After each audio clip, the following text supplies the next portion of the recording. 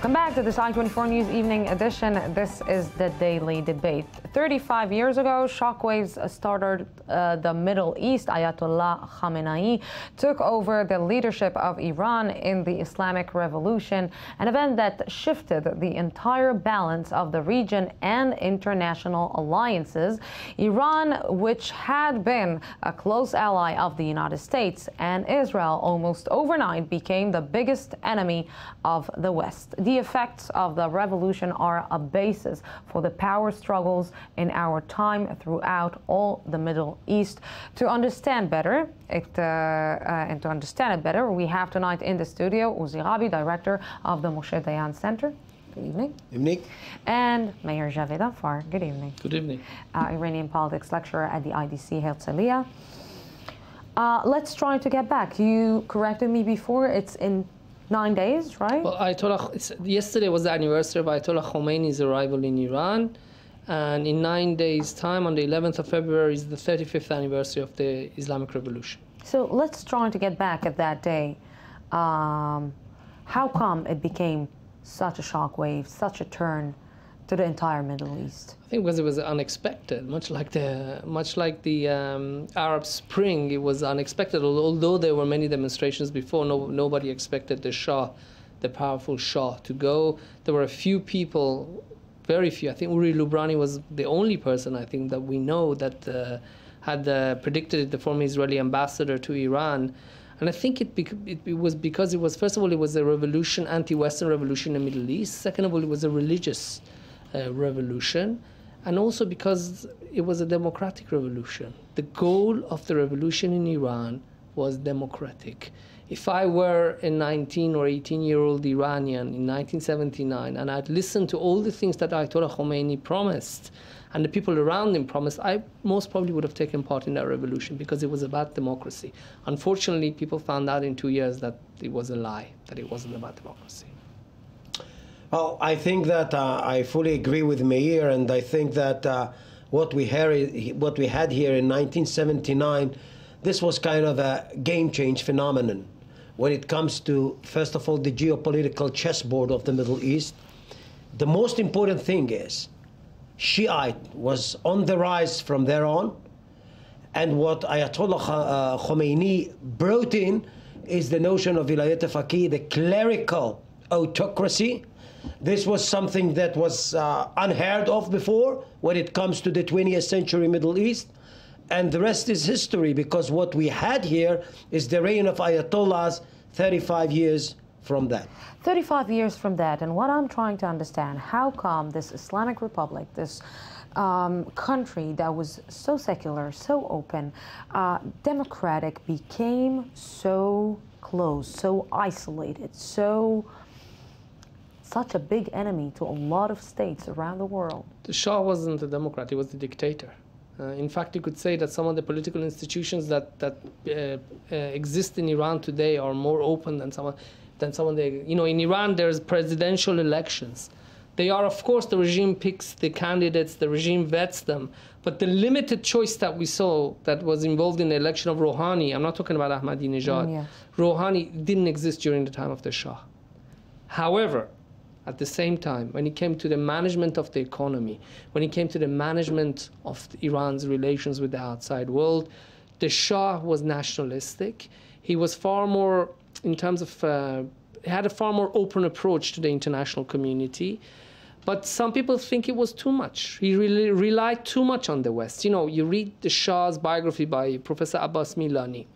And I have to tell you, as an Iranian, I read it and I think, okay, the Shah, it says, you could see, he didn't take any major decision without consulting the British ambassador and the American ambassador. And Iranian people, it hurt their pride. We also, why do we have to ask permission? And I think also the Shah, despite his successes in the economy and foreign politics, he misread the Iranian public in that he didn't realize that they're more conservative than he thought. We just heard that we're moving from one dictator to other dictator. What is the difference between the two? What was the difference between the two? Because it was a democratic move, but from one dictatorship to another. But I think that actually the Shah had done some grave mistakes in the 70s and made people really furious about actually his performance economically, politically speaking. I think that at the moment that Khomeini came to the fore, there was kind of a prospect of I would say, kind of a promise, kind of a hope that it would be better. Nobody thought really about the notion of Islamic Republic. And I think that what we had here, this is definitely another dictatorship. But as I said before, with kind of a flavor of what we call clerical autocracy, while looking at Ali Khamenei, the Ayatollah nowadays, looking at the what we call Pasdaran, Revolutionary Guards, Basij, the paramilitary organs, maybe Bonyats, actually economic conglomerates. This is something that tells you that those Ayatollahs actually managed to cement their autocracy by building a lot of institutes. This is not the thing that the public enjoy from, or even Rouhani and Zarif. So basically it is still what I call Islamic Republic, and it remains to be seen actually what would be the performance of that republic during the coming year or Can I just add interject here? You know, why is the Islamic Republic survived? I'll answer that question with a question. Why do they say death to America? One of the reasons why the Shah fell was that because he was friends with the Americans. And if the Shah wanted to go and slaughter people, the Americans would have said no, and they already told him, we can't have an ally who abuses human rights. And this is one of the reasons why the Shah did not do what Ayatollah Khamenei does now, which is killing people, anybody who comes in front of him. The same reason, this is why the Iranian regime doesn't want to have good relations with the United States, and this is one of the reasons, one of them, not the biggest, why the Shah fell, but the current regime hasn't fallen, because they know that friendship with America could be actually very damaging to abuse of human rights. So if we are talking about the public and human rights in Iran, what if we will go to Iran and we will stand in the street and we will ask the oldies of the tribe, and we will ask them, if you're looking back, was the revolution the right move for the Iranians? They will answer. Well, it's difficult to know, but I think based on some of the interviews that we saw in the press, and based on the way that the revolution is devouring its own children, I think majority of people would say this is my assumption, this is not the reason why we had revolution. I agree. I think that the majority of people would definitely say this is not what we expected. Much of them do hold kind of a hope now when Rouhani and Zarif are there, when there is a partial economic recovery, when it seems that Iran is not that isolated as was at the beginning of the year.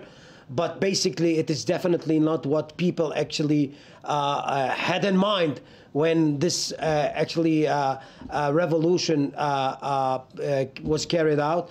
I think that many of them would say today that there is a much to repair here. They still hold a hope, but I think that it has to do with revolution.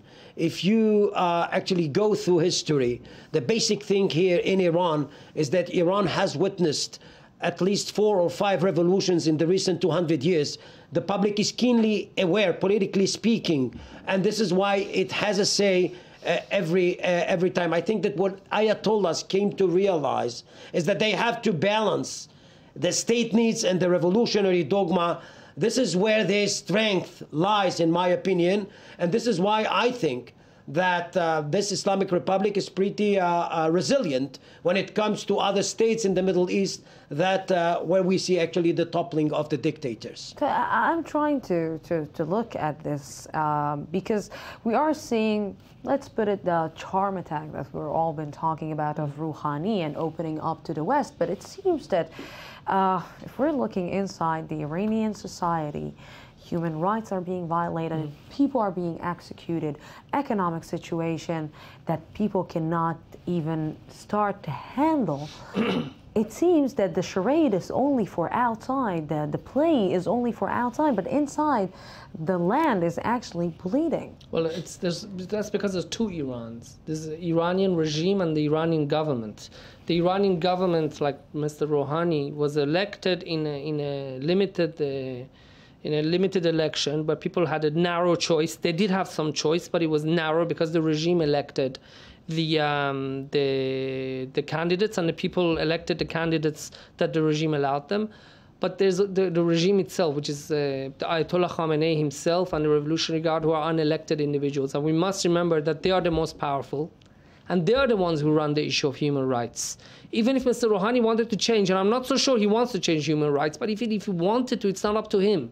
You know, Mr. Khatami, who was a true reformist, tried to change the human rights in Iran. He hit a brick wall, because at the end of the day, it's the unelected regime which has got a bigger say in Iran. And this is why, unfortunately, we don't see things changing for the better despite their moderate image. That basically, the hypocrisy is not from Rouhani. It's actually basically from the entire world, who's buying this so-called charm attack of Rouhani, because the situation there is not human at all. Well, we have to judge Iran by its actions and not by its words. I think there are an increasing number of people within the Iranian regime and the Iranian government who want the situation to change. We see Mr. Ali Motahari, who is a member of the parliament, who is the son of the Ayatollah Motahari, very famous Ayatollah in the foundation of the Islamic Republic, who is these days calling for the release of Mr. Mousavian, Mr. Karoubi. He is being bugged. I mean, not just that, you know, Ayatollah Khalkhali, who was the hanging judge of Iran, I think he killed thousands upon thousands. His son turned into a green supporter, green movement supporter. His son is, you know, this is what's happening to the revolution. But at the end of the day, we have to remember it's the regime who is in charge, really, and not the government. Yeah, I think that Iran should be actually measured or judged by its deeds and not its words. But I think that I tend to agree with you. That's the world's hypocrisy. And what Iran managed to see here in the end of 2013 is kind of a golden opportunity by which to recover economically, to capitalize on what I call the American fatigue, to capitalize on what I call actually vacuum that was left behind in the Middle East, and just to have some bargaining chips as Iran holds in Iraq, in Syria, in Lebanon, this Shiite axis. This is a real thing. And of course, in the end of the day, nuclear file is still there. And this is something, in my opinion, that serves as kind of a tribute for Iran's technological progress, scientific progress. And when I actually come up with the calculation that Iran, in my opinion, is doing, I think that there is a lot to feel or be pleased about what Iran is doing. Iran is on the rise when it comes to the region at large. Iran has managed to raise the Shiite flag, and Iran is a very influential player when it comes to the region. Iran is also very wanted, or kind of a state that is becoming kind of an acceptable diplomatic player. All that was actually the deed of Rouhani and Zarif, but they were backed by Khamenei. Basically, this is kind of a tactic move. And I think that this is why the Islamic Republic is that resilient. They're very pragmatic. They know actually how to read the changing circumstances and adjust themselves to what's going on around. Gentlemen, before we're finishing this discussion, do you think that history will repeat itself? Revolution in Iran? It's difficult to predict, but I think the quest of the people of Iran, much like everywhere else in the Middle East, for freedom started more than 100 years ago in the constitutional revolution that we had in Iran in 1906, and I think it hasn't finished yet. The hope was that, you know, freedom would arrive 35 years ago. It hasn't, unfortunately. I think it will arrive. Just don't ask me when. I can't predict it. Restorations of kings. This is not kind of a thing that we have witnessed in the Middle East. So the Shah is done and his family. But I really think that the Islamic Republic is not immune. And if they are not going to perform well, socially, politically, economically speaking, this is something we cannot rule out the possibility of having sort of an upheaval in Iran. A lot of buts, we have to say. But. Thank you very much, gentlemen, for this discussion. And we're going out for a small break, 10 minutes break, and then we will be back for the I-24 News One-on-One, an update from our news desk. And then we will be back.